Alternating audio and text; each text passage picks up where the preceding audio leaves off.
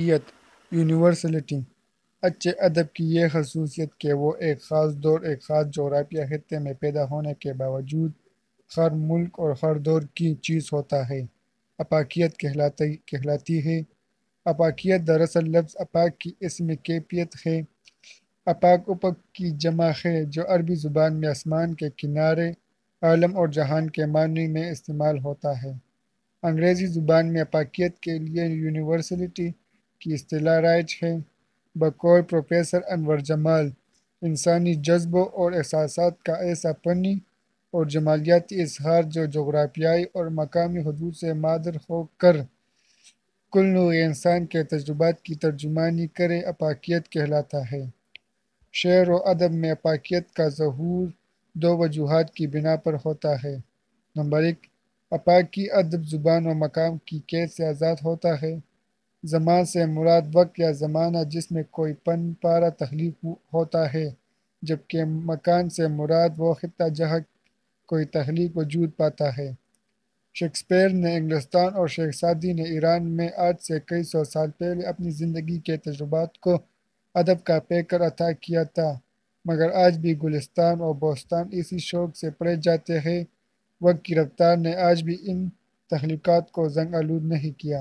Number 2، افاقی ادب میں بعض اوقات ان جذب اور احساسات کی ترجمانی کی جاتی ہے جو نوع انسانی میں مشترکہ ہوتے ہیں۔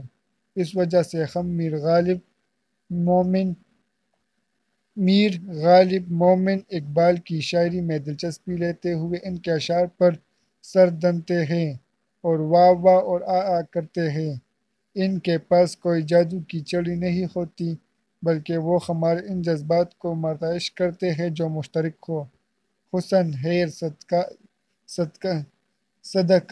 صداقت، محبت، رجاعیت، انسان دوستی، ہمدردی، باطل کی شکست، ظالم کی مخالفت چند افاقی موضوعات ہیں۔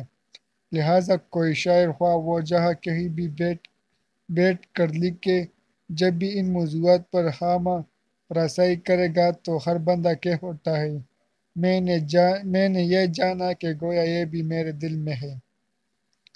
ہمیں ایک ضروری بات یاد رکھنی چاہیے کہ افاقیت کی خوبی اپنا آپ پیدا نہیں ہوتی، بلکہ اس کے لیے ریاضت، مطالعہ کائنات، مشاہدہ کائنات، تہذیب و تمدن سے آگاہی اور تہذیب یافتہ اسلوب کی ضرورت ہوتی ہے۔